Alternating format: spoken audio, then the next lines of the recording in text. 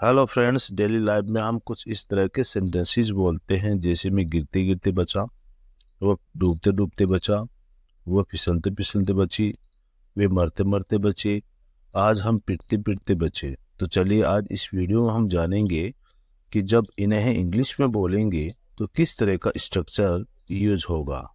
सबसे पहले तो मैं आपको बता दूं कि जब भी आप कुछ ऐसा बोलते हैं जिसमें कोई कार्य होते होते बचा, अर्थात वह कार्य नहीं हुआ, तो इसका एक सिंपल सा स्ट्रक्चर यूज करते हैं। सबसे पहले हम सब्जेक्ट लिखते हैं, सब्जेक्ट के बाद हम ऑलमोस्ट लिखते हैं, ऑलमोस्ट के बाद वर्ब की सेकंड फॉर्म का प्रयोग करते हैं, क्योंकि ये कार्य पास्ट में होना था जो नहीं हुआ, अर्थात हम पास्ट के काम की बात कर रहे हैं, तो वर्ब की सेकंड फॉर्म यानी कि सिंपल पास्ट टेंस का हम यूज इसमें करते हैं। इसके बाद हम ऑब्जेक्ट लिखते हैं और सबके लास्ट में हम लिखते हैं अदर वर्ड्स। इस स्ट्रक्चर में मेन वर्ड है ऑलमोस्ट एंड बाकी तो ये सिंपल पास्ट टेंस का स्ट्रक्चर है। साथ ही आपको बता दूं कि इस प्रकार के सेंटेंसेस को हम एक और स्ट्रक्चर का यूज करके भी बोलते हैं या लिखते हैं, और वह स्ट्रक्चर है सब्जेक्ट प्लस वॉज वर्ब। यहाँ वॉज और वर्ब का यूज हम सब्जेक्ट के अकॉर्डिंग करेंगे। सब्जेक्ट अगर सिंगुलर है तो वॉज का प्रयोग करेंगे, सब्जेक्ट प्लुरल है तो वर्ब का प्रयोग करेंगे। उसके बाद हम लिखेंगे सेव्ड, वर्ब की सेकंड फॉर्म में ये, और इसके बाद हम लिखेंगे फ्रॉम, फ्रॉम के बाद हम लिखेंगे वर्ब की फर्स्ट फॉर्म में आईएनजी, और सबके लास्ट में अदर वर्ड्स अगर कोई है तो। यहाँ हम दोनों ही प्रकार के स्ट्रक्चर्स का यूज करके सेंटेंसेस बनाएंगे। जो आपको अच्छा लगे आप यूज कर सकते हैं।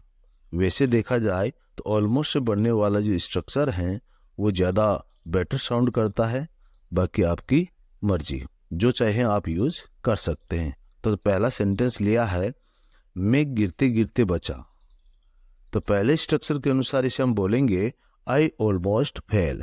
गिरने को इंग्लिश में कहते हैं फॉल, FALL फॉल, और सेकेंड वर्ब होती है इसकी FELL फेल। तो इसे हम इंग्लिश में बोलेंगे आई ऑलमोस्ट फेल। दूसरा स्ट्रक्चर के अनुसार अगर बनाएं तो इसे हम बोलेंगे I was saved from falling, I was saved from falling. अगला सेंटेंस हमने लिया है वह डूबते डूबते बचा। डूबने को इंग्लिश में कहते हैं ड्राउन, DROWN, ड्राउन। ड्राउन का मतलब डूबना। इसे पहले स्ट्रक्चर से बनाएंगे ही ऑलमोस्ट ड्राउन्ड, ही ऑलमोस्ट ड्राउन्ड, और सेकेंड स्ट्रक्चर से बनेगा ये he was saved from drowning, he was saved from drowning. अगला स्ट्रक्चर है वह फिसलते फिसलते बची। फिसलने को इंग्लिश में कहते हैं स्लिप, और पहले स्ट्रक्चर से इसे हम बनाएंगे सी ऑलमोस्ट स्लिप्ड, सी ऑलमोस्ट स्लिप्ड। सेकेंड स्ट्रक्चर से हम बनाएंगे इसे she was saved from sleeping, she was saved from sleeping.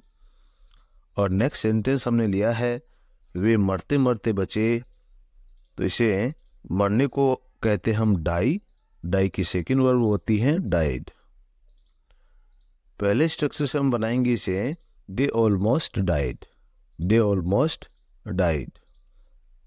Second structure का प्रयोग होता है दे वर सेव्ड फ्रॉम डाइंग, मतलब दे वर सेव्ड फ्रॉम डाइंग।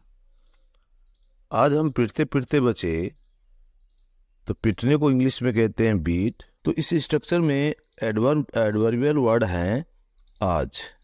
चाहे तो आप इसे सेंटेंस की स्टार्टिंग में लिख लें, चाहे इसे आप सेंटेंस के लास्ट में लिख लें। सेंटेंस की स्टार्टिंग में आप लिखते हैं बेटर साउंड करता है, बाकी आपकी मर्जी, आप पीछे भी लगा सकते हैं इसे। तो चलिए इसे पहले स्ट्रक्चर से हम देखते हैं। आज हम पिटते पिटते बचे, मतलब today we almost beat, today we almost beat. Beat की सेकेंड फॉर्म भी बीट होती है और थर्ड फॉर्म होती है इसकी बीटन। सेकेंड स्ट्रक्चर है इसका today we were saved from beating, today we were saved from beating. तो आज की वीडियो में बस इतना ही। आई होप कि वीडियो आपको काफ़ी इन्फॉर्मेटिव लगा होगा। नेक्स्ट वीडियो में मिलते हम कुछ ऐसे ही नए स्ट्रक्चर के साथ। Till then take care, have fun, thanks for